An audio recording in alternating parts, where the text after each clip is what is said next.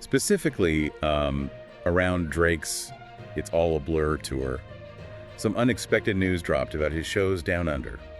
And we're here to unpack it all for you. Yeah, you know, it's interesting. It really kind of highlights all the complexity behind a tour like this, all the behind-the-scenes stuff that's easy to forget when you're just, excited to see your favorite artist. Definitely. So for those who haven't heard, Drake was supposed to wrap up the tour in Australia and New Zealand at the beginning of March.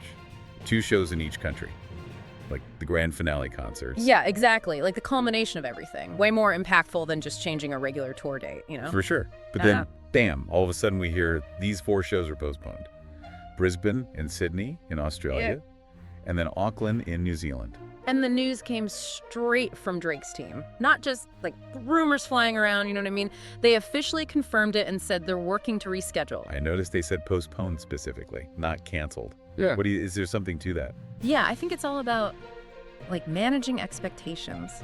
Postpone means there's still hope, still a chance to see him in these cities, just not on those dates. It's not, as final as canceled would be. Right. It keeps people engaged and looking forward to it. They also said how this affects anyone with tickets already, which was good of them. All the current tickets will still be good for the new dates. Yeah, so if you're able to make the new dates, no worries. But they are offering refunds for people who can't. Although they did say these shows were all sold out, so if you return your ticket, you might not get back in. Smart move on their part. Yeah, definitely keeps things running smoothly. And of course, they apologize for the inconvenience. And they're going to announce the new dates ASAP. It sounds like they're handling it really well. Yeah, I'd say so. But the big question is, what even happened? Why would someone like Drake postpone the last shows of a sold-out tour like this? Well, lots of reasons, actually. First, you got to think about the logistics of it all. A tour this big is a crazy operation, moving hundreds of people, tons of equipment, flights, transportation, accommodations in multiple countries.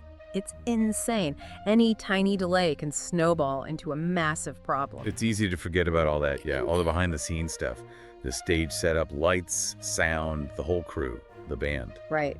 It's wild. And then there's contracts to think about, with venues, local promoters, sponsors. Change the schedule and you got to renegotiate everything. Could even mean financial penalties, who knows? So something as small as like a flight delay or equipment getting held up at customs could mess everything up and force a postponement. Exactly.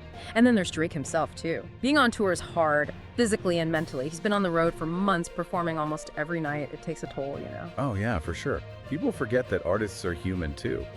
They need rest and time to recover, especially after months of touring like that. Right, and even if there's no physical issue, the mental and emotional strain can lead to burnout. It's normal for artists to need a break, to recharge and keep that creative energy going. It makes sense. Performing night after night to a sold-out crowd, all the travel, the press, the attention, plus being away from family and friends, I can only imagine how intense it is. Absolutely. And then there's all the technical stuff to consider. These shows are so complex now with the stage setups and lighting and sound systems.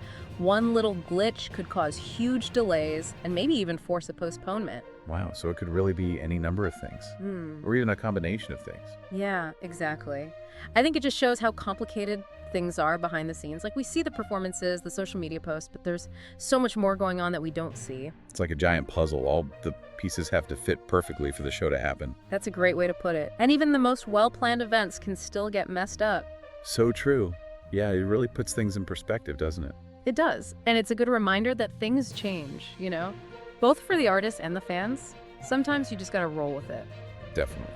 And I think it's important for fans to be understanding when these things happen. I know it's disappointing, but there's a whole team working hard behind the scenes to make these shows happen. They're doing their best to deal with these challenges. That's a great point. And for fans down under waiting for the new dates, I think there's reason to be optimistic. The fact they're actively working to reschedule shows, they're committed to making it happen. Yeah, and I wouldn't be surprised if they add more shows to make up for it. Give even more fans a chance to see him. That's totally possible. And in the meantime, it gives us a glimpse behind the curtain, The entertainment industry is complicated. Even with all the technology and instant information today, things still go wrong. Yeah, it reminds you that behind all the spectacle and excitement, there's so much work, logistics, problem solving. Exactly. And that's worth thinking about, isn't it? We usually just focus on the performance, but there's a whole system making it all happen. It's a reminder to appreciate how complex these events are, all the challenges involved in creating these experiences. Yeah, it really is amazing when you think about it. It is. And to everyone in Australia and New Zealand waiting for those new dates, hang in there. We'll let you know as soon as they're announced. In the meantime, we'd love to hear from you. Have you ever had a concert get postponed or canceled? What do you think causes these kinds of things to happen? Let us know. Until next time, keep exploring, keep questioning, and keep the music playing.